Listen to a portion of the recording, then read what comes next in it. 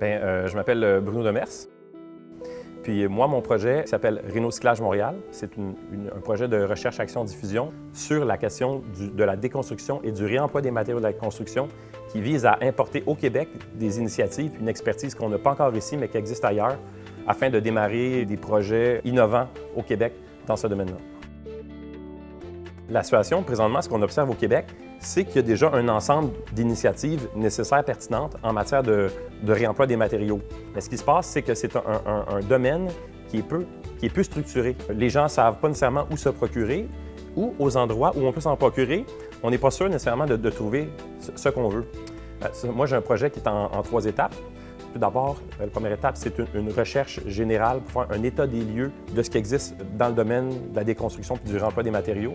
Ensuite de ça, c'est d'aller sur le terrain, notamment aller aux États-Unis et voir qu'est-ce qui existe et quelles sont les pratiques. Ensuite, c'est de revenir au Québec et d'entamer une période de communication puis de mobilisation d'un ensemble de citoyens qui sont intéressés par ces questions-là, en créant un site web puis une série de conférences. Donc, la bourse Laure Varidel, c'est une bourse qui était faite conjointement par Équiterre puis la Caisse d'économie solidaire pour soutenir un projet, pas seulement de recherche, mais de recherche, action, diffusion.